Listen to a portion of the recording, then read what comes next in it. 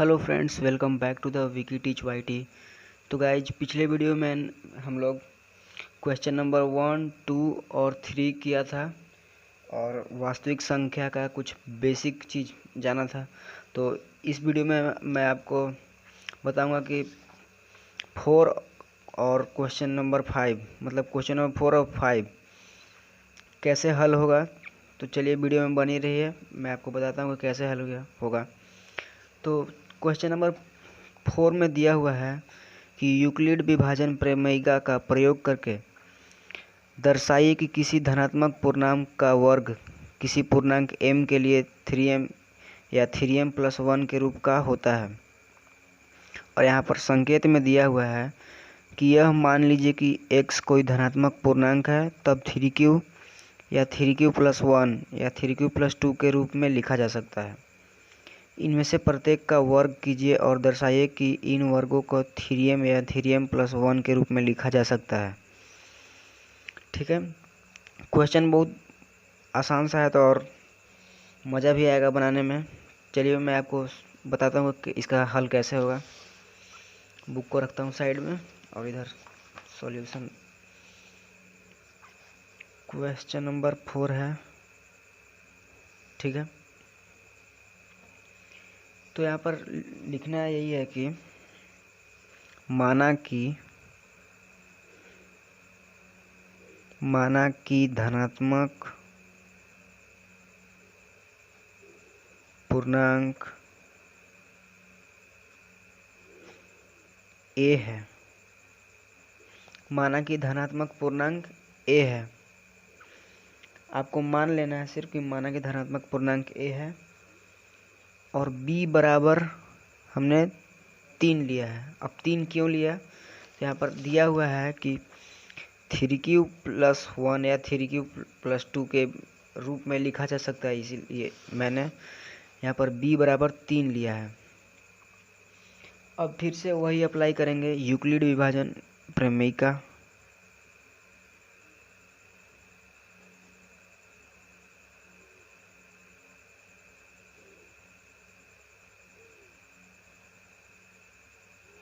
Euclid विभाजन प्रमेय का बराबर a बराबर bq+r, a बराबर bq+r। और फिर लिखेंगे कि जहाँ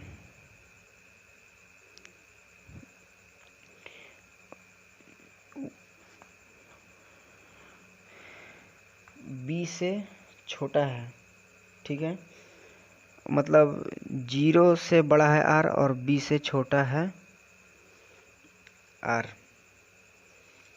और यहाँ पर लिखेंगे कि r बराबर 0, 1, 2। अब यहाँ पर देखिए कि 0, 1, 2 क्यों लिया, क्योंकि यहाँ पर 3 तक हमें जाना था, तो यहाँ पर पहले 0 से स्टार्ट करेंगे और 1, 2, फिर लास्ट में 3 जब होता है उसको नहीं लिखा जा सकता। तो 0, 1, 2, 1, 2 और 2 लिया है, क्योंकि यहाँ पर लिखेंगे क्योंकि 0 नॉट इक्वल टू r और b बराबर 3 लिखे हैं, मतलब b बराबर 3 लिया है, तो यहाँ पर b नहीं लिखना है, यहाँ पर 3 लिख देना है, इसके जगह पे ये लिखना है। ठीक है, और लिखेंगे इसलिए a बराबर 3q या 3q+1 या 3q+2। अब इसका वर्ग करने पर लिखेंगे, इसका वर्ग करने पर तो a² बराबर 3q का स्क्वायर प्लस 3q+1 का स्क्वायर 3q+2 का स्क्वायर। अब यहाँ पर 3 का स्क्वायर हो जाएगा 9, सॉरी यहाँ पर 3 अभी नहीं लिखना है इसको, ठीक है, अभी नहीं लिखना है, क्योंकि 3q का वर्ग। अब यहाँ पर देखिए लिखना 3 का स्क्वायर होता है 9, 9 क्यू प्लस, और यहाँ पर हो जाएगा 6 क्यू प्लस 1, 6 क्यू प्लस 1 या 9 क्यू स्क्वायर, यहाँ पर लिख देता हूँ, जगह नहीं है यहाँ पर, तो प्लस 12 क्यू प्लस 4। यहाँ ये क्यू है, ये मत समझ लीजिएगा आप। 12 क्यू प्लस 4, तो 3 गुना का 3 क्यू लेंगे, 3 क्यू या 3 गुना 3 Q square plus 2 Q plus 1 या 3 into 3 Q square plus 4 Q plus 1 into के 1। अब यहाँ पर देखिए कि 3 के 1 और 3 के प्लस 1, मतलब 3 के 1 3 के 2 प्लस 1 या 3 के 3 प्लस 1। और यहाँ पर लिखना है कि जहाँ के कोई धन पूर्णांक है, जहाँ के कोई धन पूर्णांक है। अब इसको एक स्टेप और बढ़ा देना है, लिख देना है यहाँ पर कि इस प्रकार लिखेंगे, इस प्रकार प्रत्येक वर्ग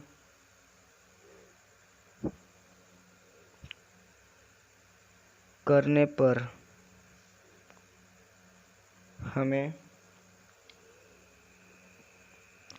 3m या 3m प्लस 1 के रूप में मिल रहा है। इसलिए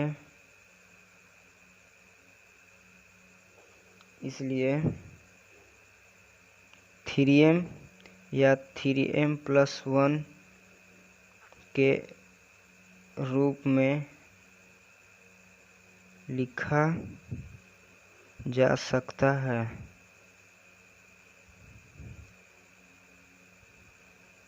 ये हो गया आपको प्रूव्ड। ठीक है, यह सब देख लीजिए, आप चाहे तो स्क्रीनशॉट कर भी रख सकते हैं। अब अगला क्वेश्चन क्या है, चलिए हम लोग देखते हैं अगला क्वेश्चन क्या है।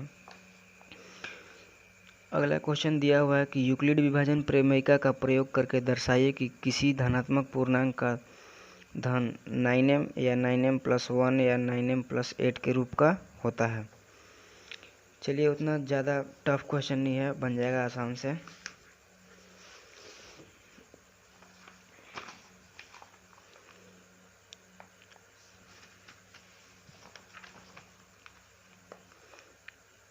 क्वेश्चन नंबर 5 है, दिया हुआ है कि यूक्लिड विभाजन का प्रमेयिका का प्रयोग करना है।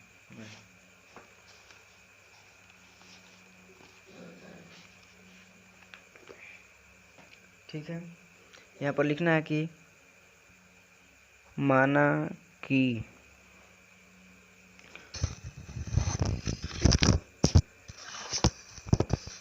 कि कोई धनात्मक पूर्णांक b बराबर 3 यहाँ पर लिखना है कि माना कि कोई धनात्मक पूर्णांक b बराबर 3। अब यहाँ पर b बराबर 3 मैं क्यों लिया हूँ मैं बता रहा हूँ, क्योंकि 9 जो है वो 3 का वर्ग होता है, मतलब 3 का वर्ग होता है 9, 3 इंटू 3।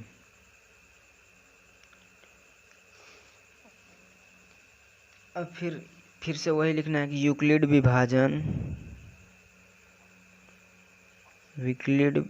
विभाजन प्रमेयिका से a बराबर बी क्यू प्लस आर, ए बराबर। अब फिर लिखना है जहाँ 0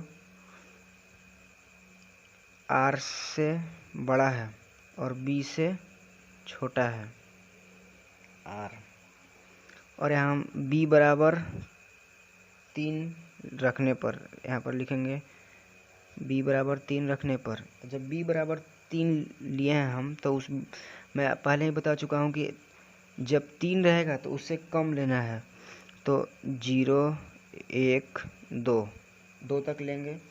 अब यहाँ पर लिखेंगे कि जब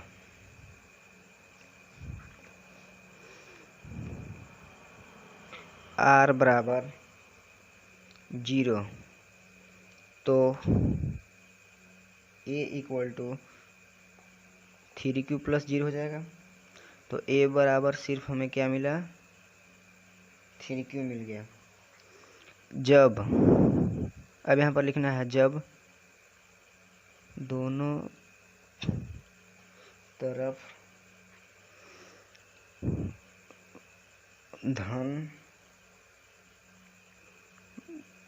दोनों तरफ घन करने पर, घन करना है इसको, ठीक है, वर्ग नहीं करना है, तो AQ बराबर 3Q का Q हो जाएगा। अब फिर से लिखेंगे AQ बराबर 27Q, ठीक है। अब 27 3 इंटू 3 इंटू 3 तो 27 आ गया। तो फिर से लिखेंगे AQ बराबर 9 3 Q। इसको ऐसे भी लिख सकते हैं, ये 27 है तो इसको 9 3 27 के Q हो गया, ठीक है। 9 3 27, तो AQ बराबर हो जाएगा 9m, ये हो गया पहला, ठीक है। यहाँ पर लिख देना है जहाँ m कोई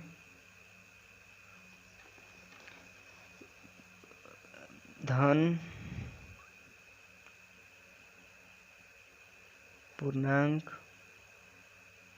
है, जहाँ m कोई धन पूर्णांक है। फिर से लेना है यहाँ पर कि जब r बराबर 1, तो यहाँ पर हो जाएगा a बराबर 3q प्लस 1, तो AQ बराबर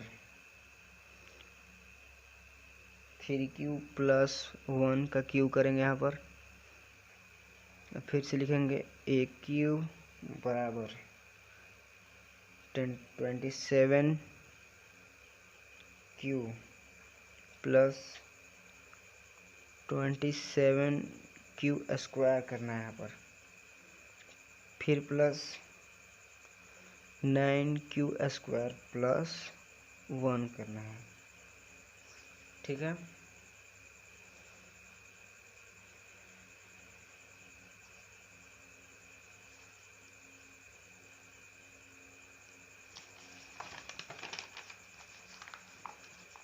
अब यहाँ पर लिखना है कि AQ बराबर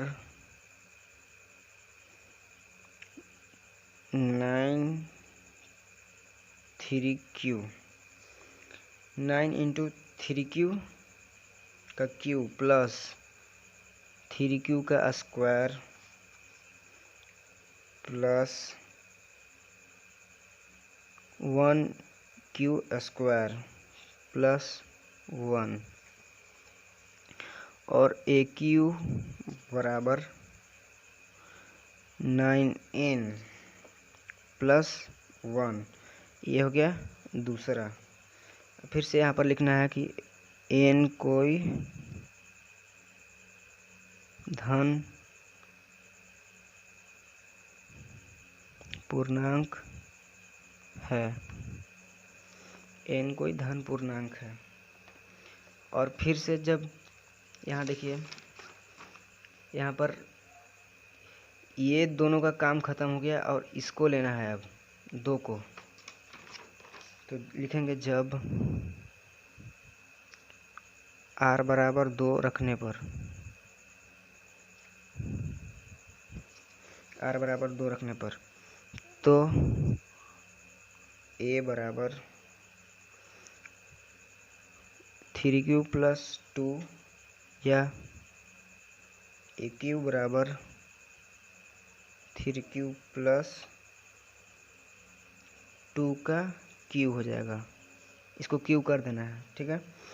और AQ बराबर 27q का q plus 54q square plus 36q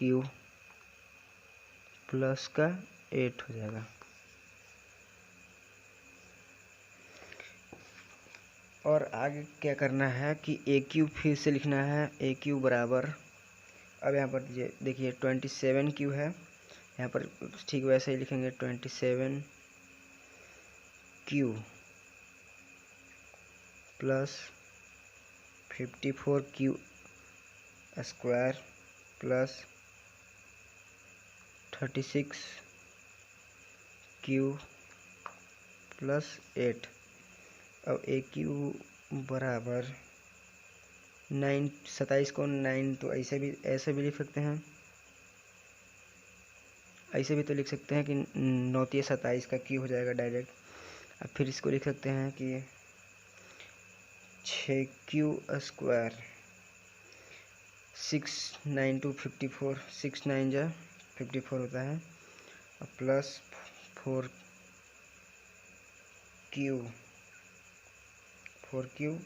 plus का 8 हो जाएगा। फिर से लिखना है AQ बराबर 9x प्लस 8, इसको मान लेना है तीसरा। लिखना है यहाँ पर जहाँ x कोई धन पूर्णांक है। तो यहाँ हमें क्या पता चलता है कि पहला, दूसरा और तीसरा से हमें ज्ञात होता है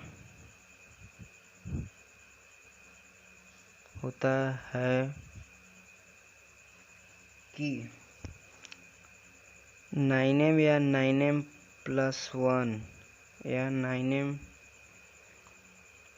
प्लस 8 के रूप